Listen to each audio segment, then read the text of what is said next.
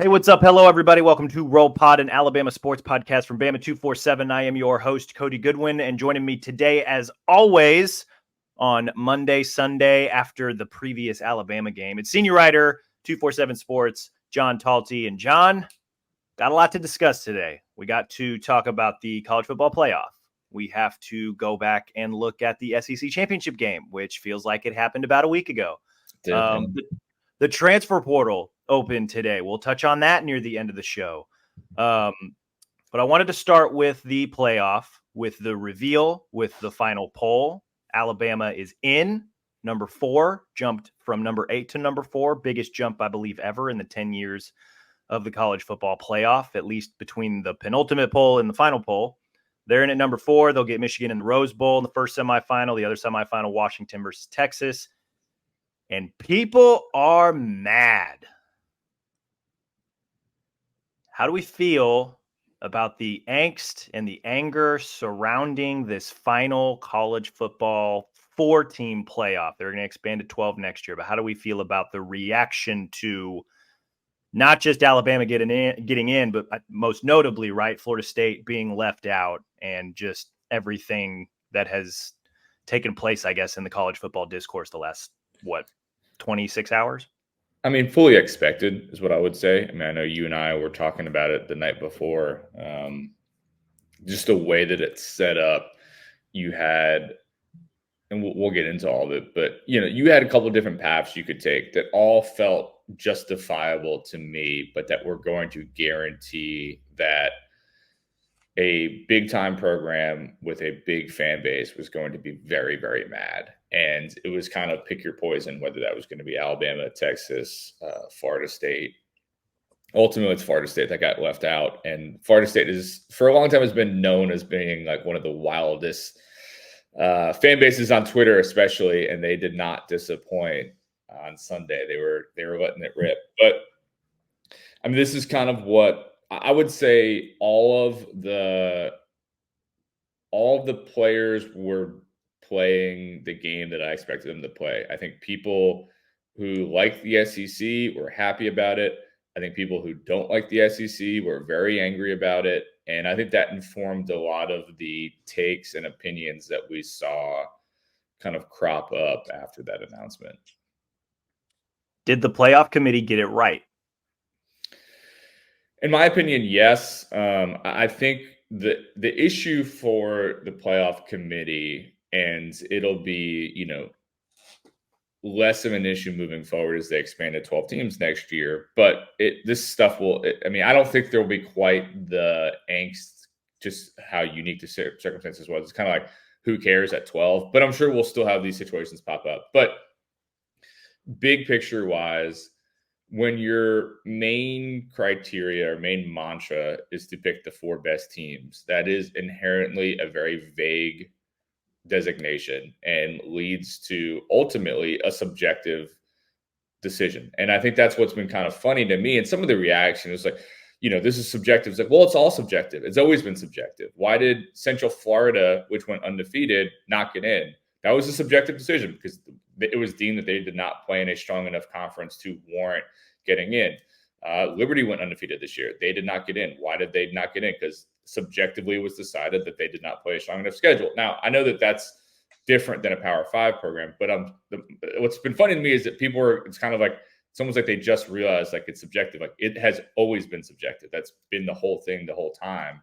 And I think it just finally is kind of playing out in a way that's unique. So I think if you truly look at it from what teams are the 4 best in this moment, have the best chance to win a national championship, I think they got it mostly right. Now, I think you could still argue that programs like Georgia and Ohio State could be considered 4 best teams as well. That's kind of another argument for another day. But when it came down to the Texas, Alabama, Florida State decision, the 2 teams that I personally believe are the best were the 2 teams that they included. Hard to argue.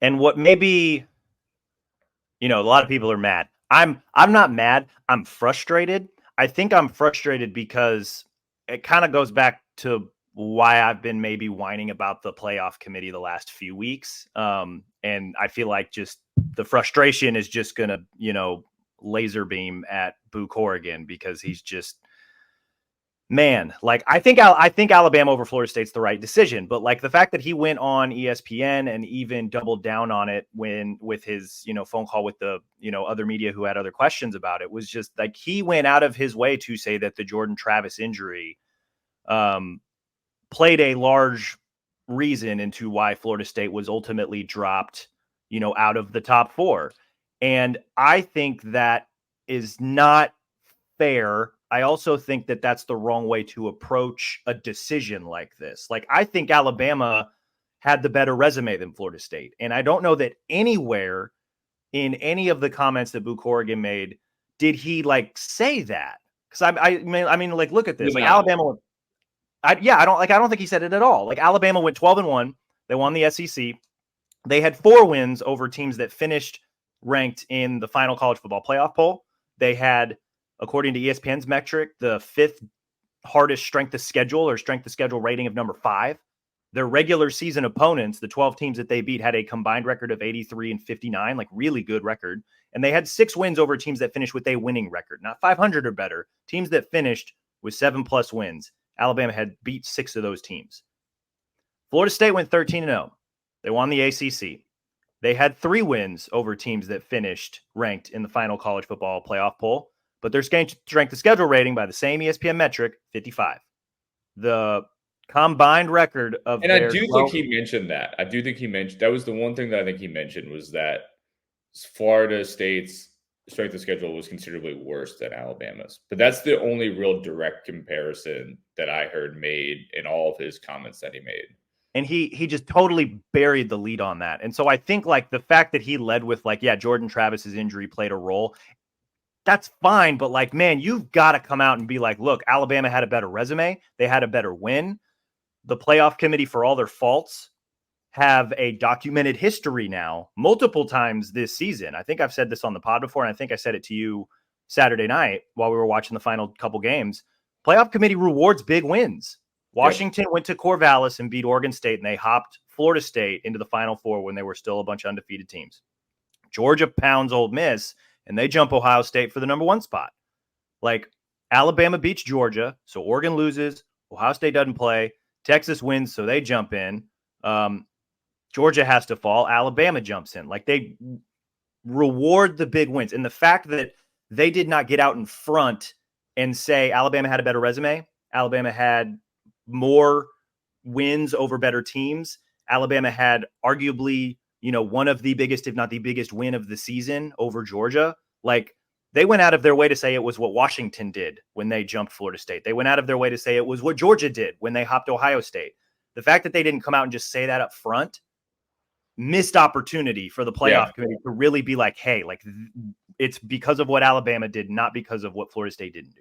I think it was a failing in that regard. And I've been around Boo a little bit. He's a fun guy. I think he's a charismatic guy. I don't think that has shown through in his media appearances. I think we have to remember big picture wise, and not that you're doing this, but I think Boo's obviously getting a lot of hate. And like, he's basically just a PR spokesperson. Like, he is just the person they have picked to represent their views, to the media. But it'd be like me talking when after the 5 of us at Bama 24/7 have a call. Like, I'm representing our views, but it doesn't mean we all agree. And so you've got all these different viewpoints that he has to, and I've talked to him about this at one point, like, he has to sometimes sell opinions that he doesn't believe in. Now, he might have wanted Florida State to be it, and because they're not, he has to then sell why they're not. So he's in a tough spot. I think it's when it goes how it usually goes, it's a fun, enviable job. You get to, be kind of these kings of college football. When it plays out the way it did yesterday, I think it puts him in a tough spot. But I agree with you. I think that somehow the brain trust at the college football playoff, I think, believed, how do we sell this decision? And I think they've thought the easiest way to do it, because based on their criteria, which clearly states if a major player basically is out, that they're like, this is our easiest way to sell this to what's obviously going to be a very upset fan base. But then I think what it did was it led to too much of the Jordan Travis basically saying, I wish I got hurt earlier, which was really sad. You had multiple writers being like, well, this is going to lead to people hiding injuries, which I thought that was an overreaction, but I can see how you can get to that logical point. Like when you made it all about just the injury, that kind of became the only talking point and not about Alabama from where they started the season to where they are now has improved tremendously. They just beat a team that had not lost in 29 games, two-time national champion. Like that to me should have been the selling point, and it just never came out, which I think again is why so much of the hate is directed at Alabama and the SEC right now. It's a tough spot. Now, I mean, again, if Alabama was left out, people would be going wild too. And I could understand. Now, if we were doing this right now and Alabama got left out, I'd be making the same argument that I'm making right now, that I think that Alabama is one of the four best teams.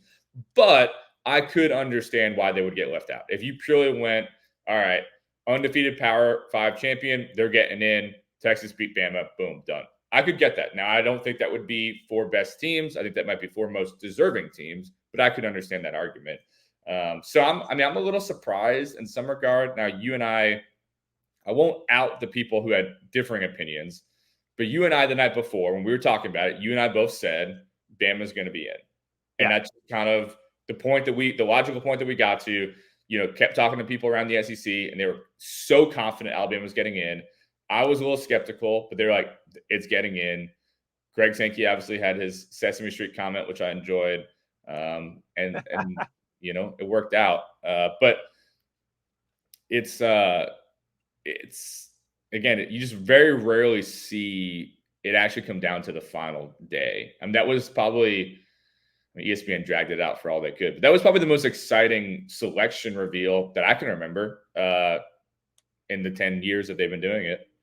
And I would argue that, maybe since the first playoff, when it was like TCU, Baylor, Ohio State. Yep. And, there's a lot of people that are like, well, Florida State won a conference title with their third string quarterback. Like, no, apples and oranges, because, people will remember 2014, that Ohio State team took their third string quarterback and hung 59 points on Wisconsin as 4-point dogs. And so the committee was like, we could choose between two Big 12 teams and make,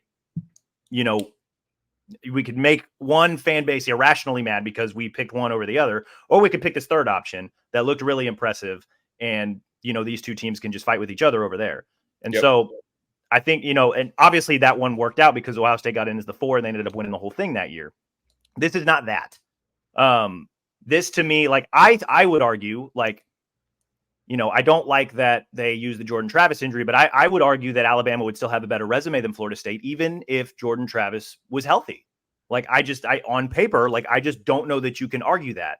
Would it have been easy? If Jordan Travis was healthy, I do think Florida State gets in over Alabama. I think they do too, mostly because, like, that was just the front-facing reason as to why they said that Florida State got left out. That said, I think I would still – I'm similar to you. If they would have put Florida State in now, or if Jordan Travis wouldn't have gotten hurt, I would have shrugged. I'd have been like, I get it. Like, they undefeated Power 5 champ. That's what this thing was decided. Like, that's what this playoff was created to, accomplish. Like, if you're an undefeated Power 5 champ, you probably deserve a spot in the playoff. I would have shrugged. I would have been like, I disagree, but I get it. And but like, even if Jordan Travis wouldn't have gotten hurt, I would have still argued that Alabama would have probably had the better resume, but I would have understood. Like, I would have gotten it. Well, and to your point, when we talk about big wins, what is Florida State's best win? LSU, right? I guess on a neutral field, that's what Alabama's third best win, And I think when you start looking at some of that resume, and I told you, like, I went through the mock selection thing last year, and what stood out, the way that they lay it out is they, based on different metrics, they classify some wins as good and some as bad, basically. And they if it's good, it's green, and if it's bad, it's red.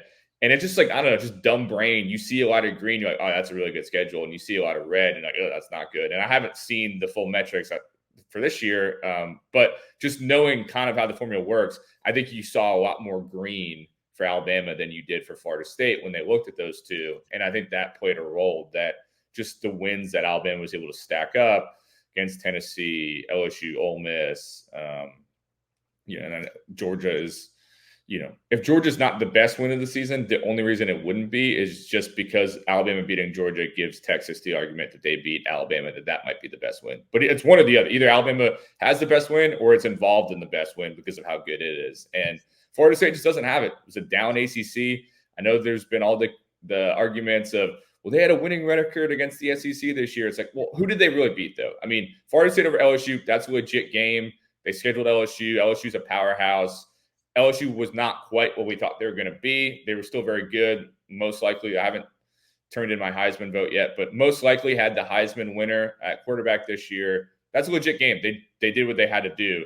Unfortunately for them, the rest of the ACC was not very good this year. Clemson was not very good. They kind of figured out a little bit at the end. I mean, Louisville, watching that game, it was disgusting watching that team. It's a down league, and that's in part why Florida State is desperate to get out of the ACC, not even just because of the money, but when you go undefeated and win your league and you still don't get in, kind of says it all. That's why they're mad. And so I get it. I think if I was a Florida State fan, I would be so angry today because they did everything they had to and they still didn't get in. But, you can only play who's on your schedule. And Alabama, as the metrics show, had a much harder schedule and did better with it. And that's just kind of how it works out. And this is not a conspiracy theory. I don't think this is why the decision was made, but there was no doubt in my mind that Michigan, Alabama is a considerably more attractive and entertaining matchup than Michigan, Florida State would be. I mean, Michigan, Alabama in the Rose Bowl, and we'll talk about it either this podcast or down the line. Like, that's an awesome game. I mean, I'm already excited about it. That's two of the premier powerhouses and brands in college football playing in the granddaddy of them all. I mean, that is, from a TV standpoint, it does not get any better than Michigan, Alabama. And again, I don't believe the conspiracy theories that that's why it got picked. But if you are looking about four best teams, most compelling matchups, Bama certainly exceeds what Florida State is at this current moment. 100%. I think the final note on this is that, I don't know very many Florida State fans. The one that I do know are very smart fans, smart sport.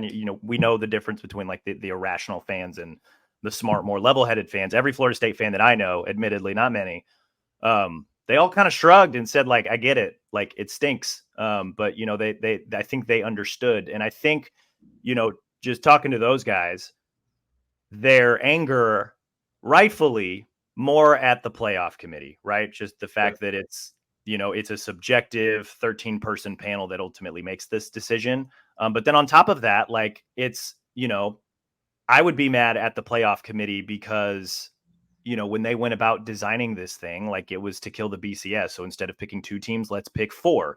That's dumb because there's 5 power conferences for 4 playoff spots, right? Super silly.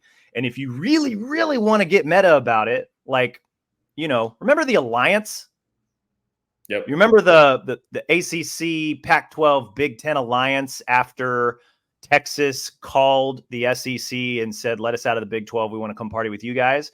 And so, like, they formed that alliance and it was basically a voting block, right? And what was the biggest thing that they blocked? The potential to expand to a 12-team playoff that would have, I believe, been instituted this year. Yep. Like, if you really want to go back and get mad about that, like, Florida State should be mad at the committee for obvious reasons. They should also be mad at their own conference. So, like, not only do they want to leave because of money issues, but, like, I'm not saying that's a primary reason they should also want to leave, but, like, direct your ire at the people that made this scenario even possible, right? And here's what I'll add to that. That's a great point. And Ross Dellinger wrote a good story about that after the game on Saturday that hit on some of that stuff. Here's what I think is an important point. So I've seen some of the reaction to that has been, well, it's because the SEC stole Texas and Oklahoma, and that caused mistrust and all these different things. I get it. That is why the alliance was formed, no doubt. But 2 things to it. One, what did they get out of it? Absolutely nothing. I mean, I remember writing at the time, it was a joke. The SEC was laughing at them for their alliance and that terrible press conference that they did on Zoom. But here's the second thing. The guy who got burned the most by Alabama, by the SEC taking Texas and Oklahoma, Big 12 Commissioner Bob Bowlesby, you know what he did? He still tried to push the expansion ahead. He was able to realize that, as they say in The Godfather, it's just business, not personal. I mean, he got screwed, and he had a good relationship with Greg Sankey. I know he felt hurt by how the SEC took Texas and Oklahoma. felt hurt how Texas and Oklahoma didn't give him a heads up. But he still realized for the betterment of the sport, playoff expansion should happen. And he pushed it forward. He was not the one who blocked it. It was instead the ACC, the Big Ten, and the Pac-12. And why did they do it? Out of jealousy, because they also wanted Texas and Oklahoma. And they did it because they were mad the SEC was gaining power. And they said, you know what? Greg Sankey wants this, so we're not going to do it. We're going to stop him. Well, guess what? Greg Sankey just got his team in again. And Jim Phelps in the ACC, who's probably been one of the most disappointing commissioners out of anybody. And that's, I mean, Pac-12 hasn't beat, but he's probably right behind it. He now has to send out a temper tantrum statement complaining about the committee getting left off. Well, if you had just looked at what was actually smart for the ACC, which would be expansion, you could have had Florida State in this year. So there's my little rant. See, everybody's just mad. Everybody's mad. Everybody's frustrated. Everybody's fired up over college football playoff. Wanted to touch on the game that Alabama played on Saturday, right? It feels like it happened a week ago. 27-24 win over top-ranked Georgia, formerly top-ranked Georgia. That's what got Alabama into the playoff to begin with. The 11th SEC championship game won by Alabama. SEC title games instituted in 1992. Alabama's now won 11 of those. 30th all-time SEC championship for the Crimson Tide. Nick Saban now, four wins over Georgia in the SEC championship game. This was a great game, man. Like it was a fun game to watch just from a pure football fan perspective.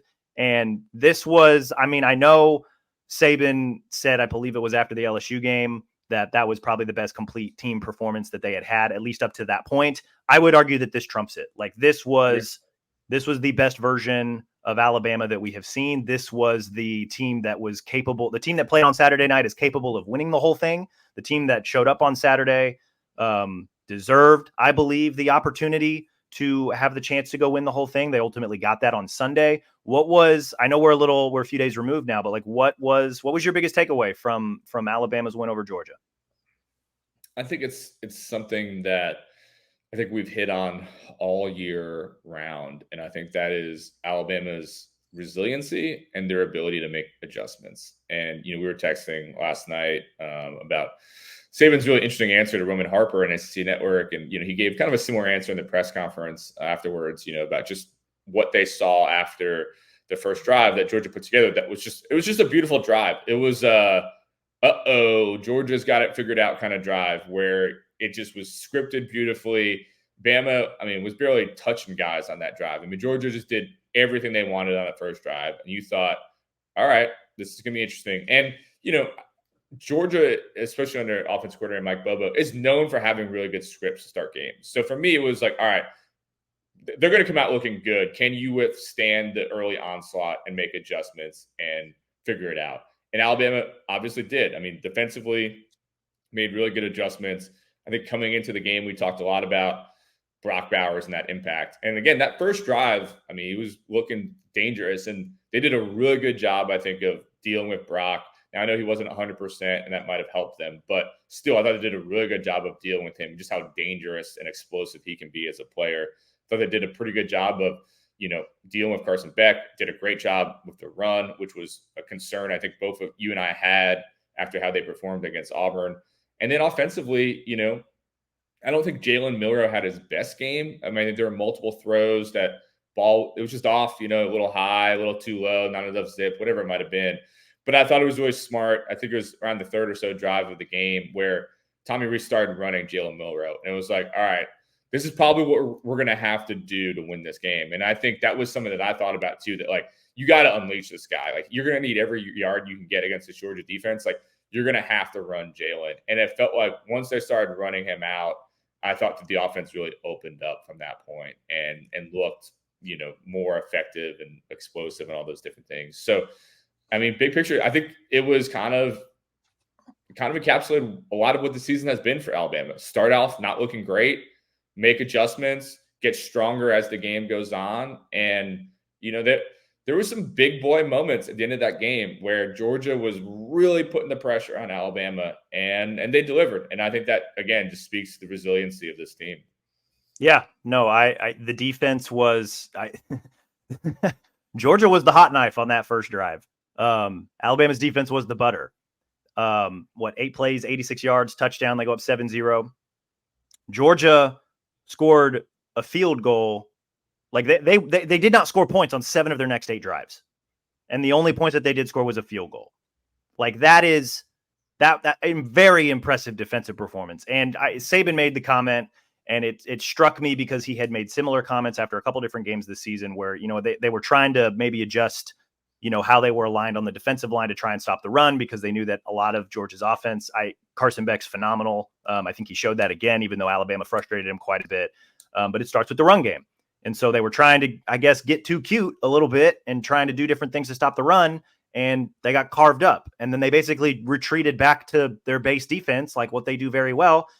And they stopped the run. Like that was kind of it. I mean, we could get into the X's and O's about the whole thing, but they basically reverted back to what they do best. And that is they're a very good run defense. And like just kind of proof again that like the game against Auburn was just more about Hugh Freeze's ability to game plan and just, it's a rivalry game. And just that's the outlier because you look at what Alabama's been able to do the rest of the year. They have bottled up many of the SEC's top rushing attacks, and they did it again. I think Georgia finished with like 78 total rushing yards. I think when you adjust for, they got to Carson Beck twice. When you adjust for sacks, they still only finished with 86 rushing yards. Like it was just, they stopped Kendall Milton, who had been on a tear. They stopped Dajan Edwards, who had been very, very good. Like it was a really good 2-headed rushing attack. And, I think they did what I thought they should have done, which was just, you need to find a way to get pressure on Beck with 4. And they did. They finished with 11 pressures. They sacked him twice, multiple tackles for loss. And you need to trust the secondary. And they did that. And that was the other thing that really stuck out. There's a lot of really good, talented receivers on that Georgia offense. And Carson Beck can throw dots. And they basically said, we got 2 first-round corners. Alabama said this. 2 first-round corners. We have a superstar at safety. We have really good depth. Well, let's trust those guys. And they did. And it was, Carson Beck still threw for 240 some yards, but like he had to earn it. Those receivers had to earn their way open. And it was a very, very impressive performance. And they held them off long enough for the offense to score 17 unanswered. And then at that point, both the offenses were cooking. And that was the tremendous ending that we saw there in the fourth quarter. And I think just to go back a second too, like I think one of the underrated characteristics of Saban is just his ability to adapt, and B, to be humble enough to be willing to adapt. So you think about just knowing a little bit how they do things. They obviously spent many, many hours coming up with a defensive game plan. You've got Nick Saban, one of the greatest defensive minds ever. You've got Kevin Steele, who's been a damn good SEC defensive coordinator for a long time. Travaris Robinson. They come up with this game plan. They put it together. And in the first drive, it doesn't work. There are a lot of other coaches that would be like, we spent a lot of time working on this game plan. Let's keep rolling with it. Like, it's going to maybe work the next drive. And instead, Saban's like, nope, that didn't work. Throw it out. Let's go back to what we do. And I think that's to be able to do that in the moment, to realize what you're seeing is you're not prisoner of the moment, but what you're seeing is, okay, that what we thought was going to work, that we spent all this time working on and all of our brain power to come up with, it's not actually going to work in this game. And we need to go back to what we should have been maybe doing from the get-go. And I think that's just a move that I don't know how many coaches make, or they do too much and they try to go too far one way. I thought I was just very impressed by that, realizing that in the moment. And I think there's so much to be said of just these little moments. And that was a big moment, but just handling a high pressure situation. And I think Kirby Smart's an incredible coach. I don't think he had many bad decisions in this game, but I think in these high pressure situations, Saban very, very rarely makes a bad mistake. And I think more often than not, he's willing to make that big adjustment that pays off huge. And of course, the most famous one against Georgia was replacing Jalen Hurts for Tua Tagovailoa, but he's been able to make those adjustments in big moments. And I just think that, just huge. And it just, again, speaks to his brilliance as a head coach.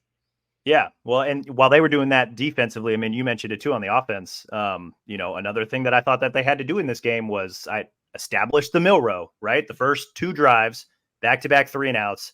I didn't have an issue with the fact that they tried to throw 6 times or 4 times through the first 6 plays. But like 3 incompletions and Milroe took a sack.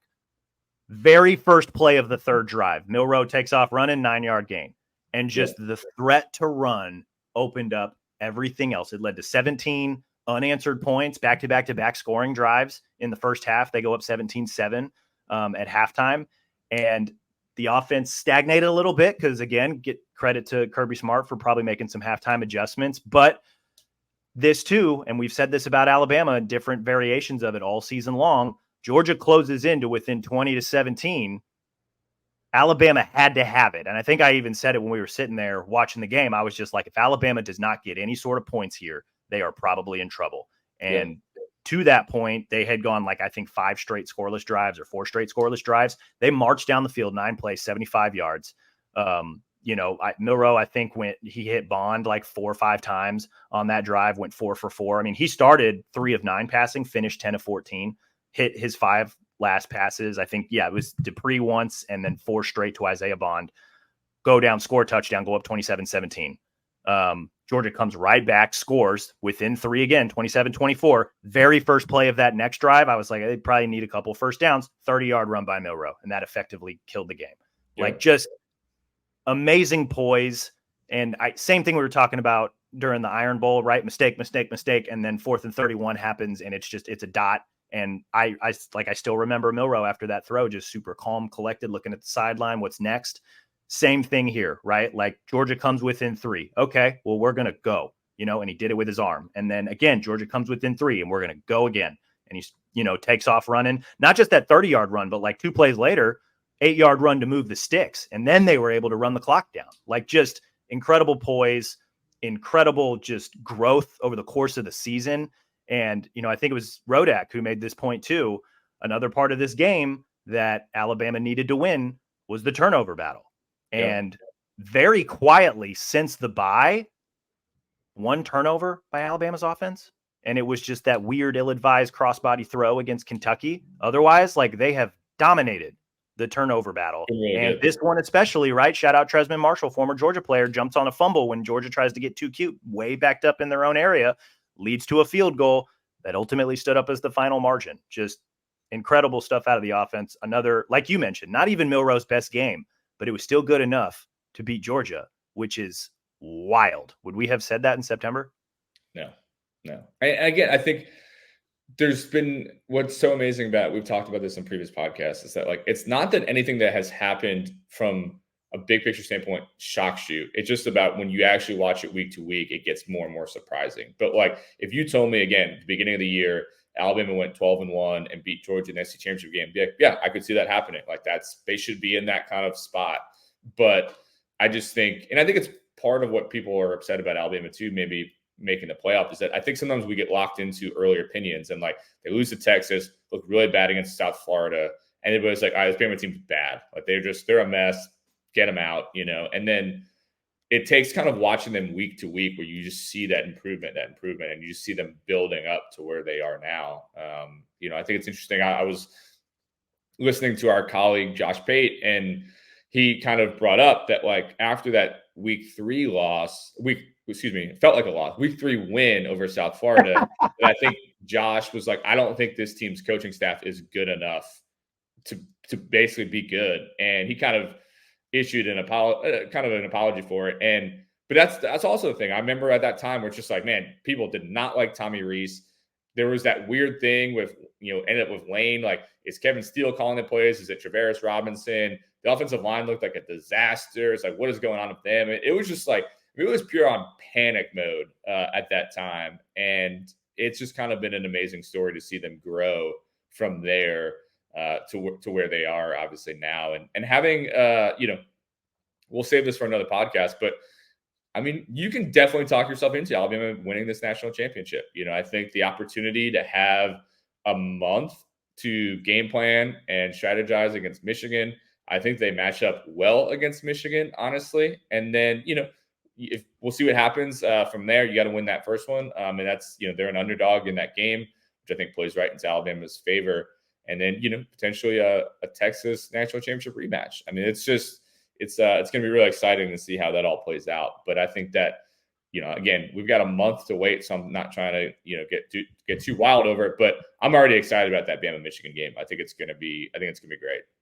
Yeah, I mean the early scouting report, and like you mentioned, we have plenty of time to get into this and kind of look at the nitty gritty. And one of my good friends actually covers Michigan, so we'll be able to gain some really good insight, as we get closer to that game. But this this might be oversimplifying it, but like in the same way that I did not trust Joe Milton, Tennessee quarterback this year, I'm not sure how much I trust JJ McCarthy. And if that's the guy that Michigan needs to put, if that's the guy that Michigan needs to win the game, I really like Alabama's chances.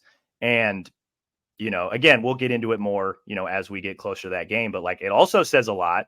And I'm sure everybody has seen the video by now, and Harbaugh maybe walked it back a little bit on the press conference on Sunday. But like, somebody was there recording Michigan as the playoff was getting announced. And I think they were even doing the tomahawk chop, hoping that they would get Florida State. And then the big script A shows up on the board, and there's just a big groan in the room, and everybody just kind of drops a little bit. And, that's, man, if I'm Alabama's creative team, I am playing that on a loop all over the facility. Yeah, one of my friends covers Michigan, and he was at that watch party, and we were talking about it last night. And it's just like, and I told him, I was like, that is something that people like me make note of.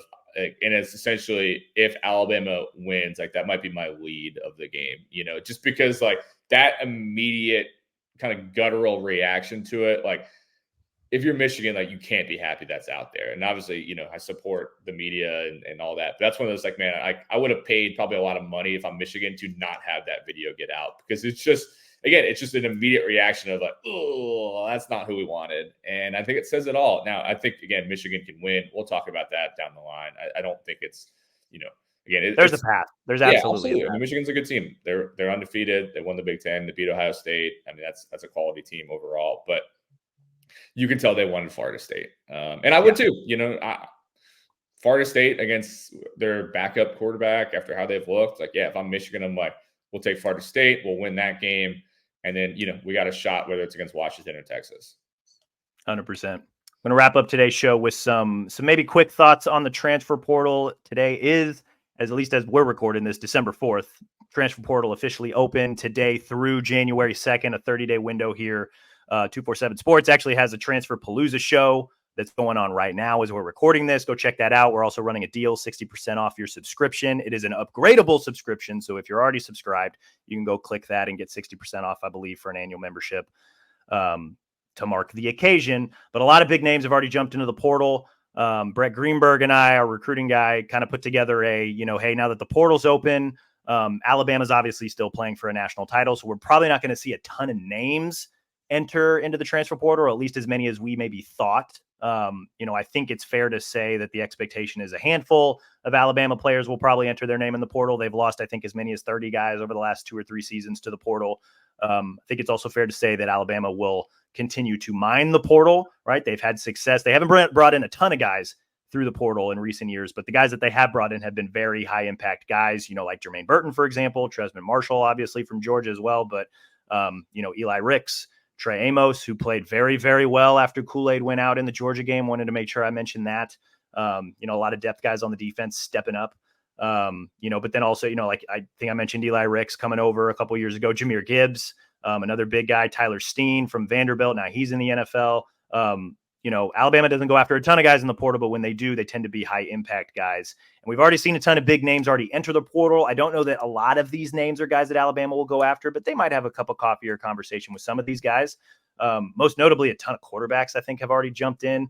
Kyle McCord from Ohio State, Dylan Gabriel from Oklahoma, Dante Moore from UCLA, former 5-star guy, Cam Ward from Wazoo, Walter Nolan from A&M, defensive lineman, past blue chip of the blue chips in his recruiting class. He's in there. That could be somebody that Alabama takes a look at. Handful of receivers, handful of DBs. Brett and I, again, we took time to write a story about like the few positions that we think Alabama should maybe target through the portal. I think we settled on cornerback, right? Because Kool-Aid and Terrion are probably bound for the NFL. We believe Trey Amos is on his way back, which is exciting. And then past that, just a lot of really young guys. So it makes sense to maybe go after a corner there to, bring some experience into the room. We also settled on right tackle, JC Latham. You want a crazy JC Latham stat? JC Latham, 26 consecutive starts, over 1,600 snaps played at right tackle over the last 2 seasons for Alabama. He has allowed 1 sack and 4 total QB hits in over 1,600 snaps. Yeah, that's a big loss. Yeah. So I know that they've got some tackle options, right? Caden Proctor's been the guy at left tackle, but there's Elijah Pritchett there who kind of battled with him as well. Does he shift to right tackle? Miles McVay, who's a true freshman, does he shift to right tackle? I'm not sure. Alabama, obviously, with Tyler Steen, I know he played left tackle, but they've had success going to the portal there to find kind of plug and play offensive linemen. And then I think the other one we settled on, which is kind of a little weird to think back, and I think we even wrote this, that it's a little weird to include receiver as potentially a portal, not need, but that's probably a place where they could go to, just because I think we're operating under the presumption that Jermaine Burton will be gone after this year. I think he's maybe built up his NFL resume enough that he'll probably go to the league. So that's, I think Alabama needs somebody for that Z receiver, but there's still a lot of bodies that are going to be there. Isaiah Bond, Kobe Prentice, Jalen Hale, Jaron Hamilton, Cole Adams, Ja'Cory Brooks is still there as well. We're not sure what's going to happen to him. Emmanuel Henderson's there, Kendrick Law's there, Malik Benson's there. I think we're also operating under the presumption that there could be a lot of movement from that receiver room, which has been the case the last 2 years, right? 8 or 9 receivers from Alabama's receiver room has gone to the portal the last couple years. So, I think we settled on those 3: cornerback, right tackle, plus offensive line kind of at large. And then also, kind of just keep an eye on the receiver thing. Also, keep an eye on maybe the running back room, maybe keep an eye on, edge rusher, defensive line, maybe keep an eye on safety, just kind of as, players matriculate into the transfer portal. John, do you agree with that? Do you have any thoughts on kind of the positions that we settled on, or maybe anything else we may have missed as we were, putting that together? Yeah, I mean, I think big picture, there's a couple quick things I'll offer. One, and Mike asked Saban about this yesterday, and I think it's a smart point. We talked about this ahead of time, but the fact that Alabama won and is playing the playoff, I think limits the portal exodus potential. I just think that most guys are going to want to, continue to play, obviously, and be part of the program. And they might be getting ready to leave, but I'd be surprised if a lot of them hit the portal. So I think it's going to be a little bit of a quieter kind of early start to the portal window for Alabama. We've seen in past years, I can think about when Alabama played Georgia in 2021 national championship, it was like the day after the game where you saw multiple guys go into the portal. So I think that's what I would look toward, where probably after Alabama's season ends at this point, you'll see guys jump in. I think you hit on some of the ones that make sense. I think big picture wise, Alabama typically loses depth, and then they try to add guys who are going to be starters.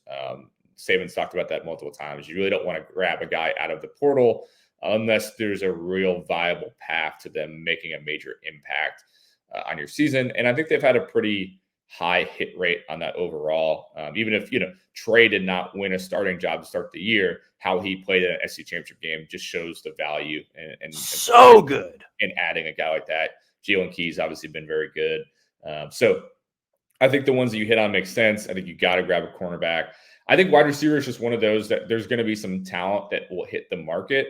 And I think you've seen the impact, Keon Coleman, right? Like when a guy like that hits the market, and Bama's had success, whether it's Jameson Williams, Jermaine Burton, I just think if you can grab a guy who's a major impact guy, you take him every time. You can always use a great wide receiver. And so I think that's where I think they will be aggressive in that area.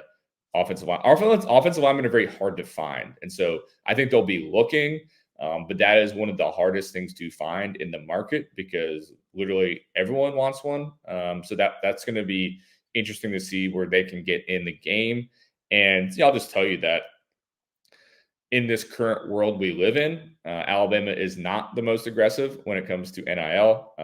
There are some schools that are more traditionally aggressive. I think what you're seeing right now, especially with the quarterback situation, which Alabama is not going to add a major transfer QB, the Miamis, the Oregons of the world, like those are the schools that are aggressive shoppers in the portal. I don't think Alabama is in that market in that way.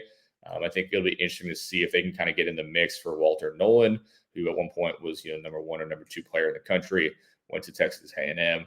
I think the market is going to be pretty high for him, which to me would probably knock out Alabama, but we'll see if they can try to get in the mix.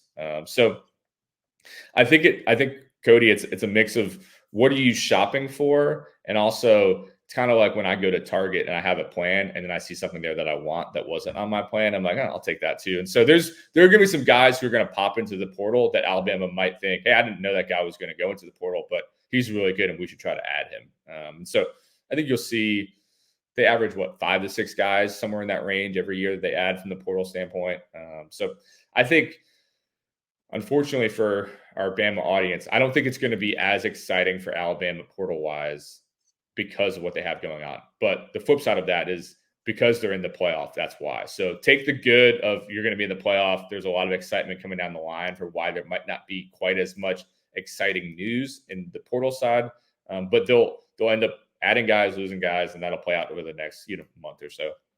Yeah, and I think the other thing to consider here too is that Alabama routinely reloads with blue chip players through on the recruiting trail as well. So, they may have an answer, if they don't go after certain positions in the portal, it's probably because they feel like they have the answer coming in on the recruiting trail too. So that's, that was another thing that I mentioned, especially like with the receiver room. I know they got a few guys that are coming in that are projected to be defensive backs. If they enroll early, that, would obviously bolster their, chances of maybe playing a little bit more next fall. But if you add Jordan Seaton, who's one of the nation's top offensive linemen, who Alabama is very deep in, could he be kind of that freshman starter at right tackle the way that Caden was at left tackle? You get him, and that maybe lessens your need, for an offensive tackle portal prospect. So yeah, I think that's a smart point to make. That's a tricky part of it. Just like you want to develop your program, you want guys to have an opportunity to play, but sometimes you need to add a portal guy who's going to play right away.